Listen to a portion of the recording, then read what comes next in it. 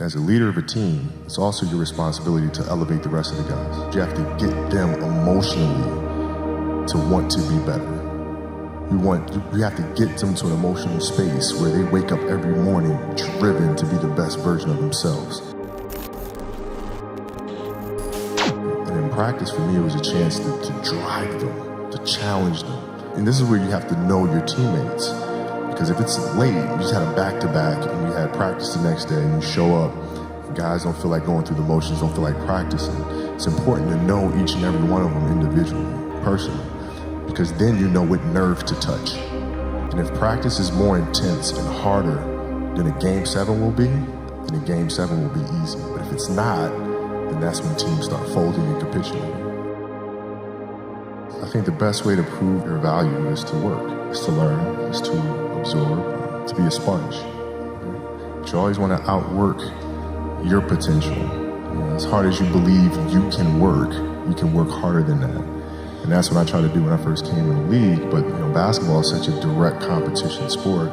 That competitive nature, the work ethic, and curiosity. Because I asked a lot of questions. I would always sit down and just ask questions about certain games that I studied growing up. What actually happened there? What did you feel there? Why? I always dreamed as a kid that it was possible to score 80 or 90 or 100. I always just had a dream. Sometimes we lay down in bed and you visualize things. I'd imagine playing for the Lakers, and I'd imagine what the uniforms look like. I'd imagine where we'd be playing, and the smell of the arena and all that stuff. And I would see myself, getting hot. So you just keep dreaming and dreaming and dreaming, and before I go to sleep, I'm like at 120 points, And so when you grow up, downloading that into your brain over and over and over, and then that summer, I made 1,000 shots a day. 1,000. And they weren't just shots, it were shots that you saw in that game. They were specific shots. It was coming out of the corner, going to the pinch post, footwork in the post, coming off the screen. It was very specific. So when you download that into your system and you go out in court and you're just executing things that you've done thousands of times before, and you have that dream, then that becomes possible. Rudy was one of my favorite films growing up. After watching that film, I come to understand if I could work that hard every day, being blessed with the physical tools that I have, what would my career be? And I made a promise to myself from that day that I was going to work that hard every single day so that when I do retire, I have no regrets. And that was the most important thing for me, is to leave no stone unturned, get better every single day. And if I lived that way, then over time, I'd have something that was beautiful. And that was my philosophy. It seems like a pretty simple one, but if you live your life to just get better every single day, and do that for 20 years, what do you have? Basketball for me was the most important thing. So everything I saw, whether it was TV shows, whether it was books I read, people I talked to, everything was done to try to learn how to become a better basketball player. Everything. And so when you have that point of view, then literally the world becomes your library to help you to become better at your craft. At 13 years old, I played the longer game, because my game wasn't about being better than you at 13. It was to be better than you when the chips are really on the line. So when we played at 13, I would size you up and see what your strengths and weaknesses are. How do you approach the game? Are you silly about it? Are you goofy about it? Are you good at it just because you're bigger and stronger than everybody else? Right? Or is there actually thought and skill that you put into it? Right? And when I'd play to my weaknesses. Because when you're playing summer basketball, there's so many games. So there's not a lot of skill work being done. So when are you going to get better? Right? When you're playing in competition situations, you're only playing to your strengths. Why? Because you want to win. Right? So what I would do, I was work on the things during those games that I was weak at. Left hand, post game, pull up jump shot. Right? So I have a strategy. And so then fast forward to when I'm 17 and my game is completely well-rounded, and that player at 13 that I saw at 13 is still doing the same shit at 17, now you got a problem. I see a lot of players take vacations with other players that are close friends. It's just to take vacations or just hang out, just to hang out. I never did that. Why not though? Why didn't you do that? Well, because when I retire, I didn't want to have to say, I wish I would have done more. I don't want that.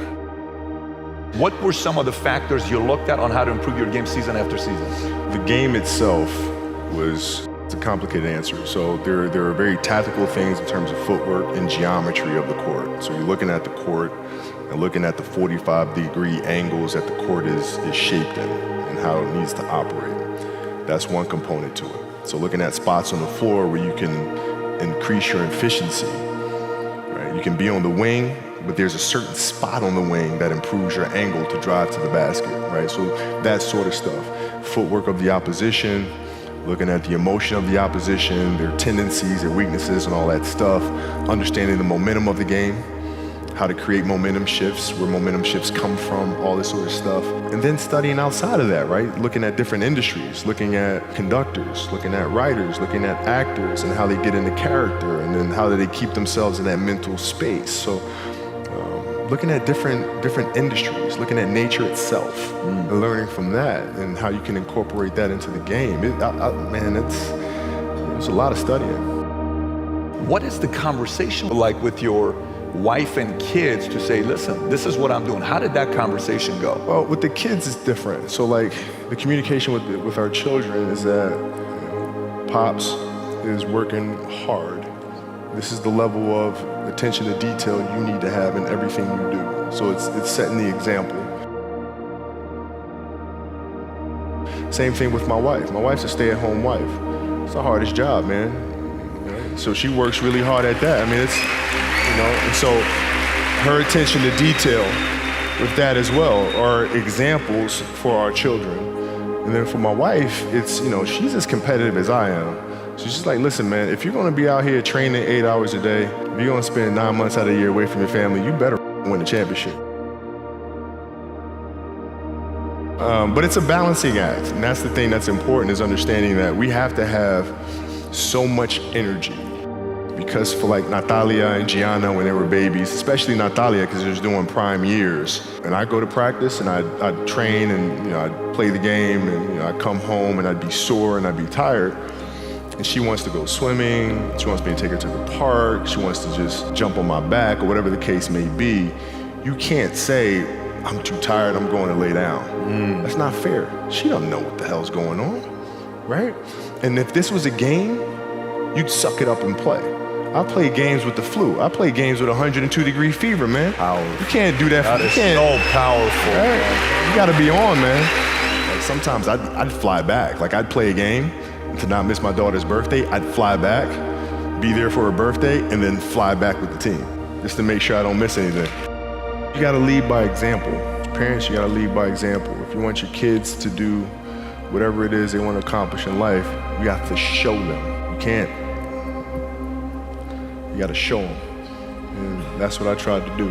Competitiveness inside was like, no, I'm gonna do something in the next 20 years that is better than these last 20. What I have to do now is make sure that the people that we bring in, these obsessives that we bring in, are challenging themselves to do the best job that they think they can do. That's what I'm there for, is for them to constantly look in the mirror and self-assess and challenge themselves. If we have a project and you're saying, okay, I can do that, that's not the project we want. The projects that say, I don't know if I can animate that. I don't know how to write that story. I don't know how to do that. Those are the things we want, because through that curiosity, you'll reach a level that you didn't think was possible.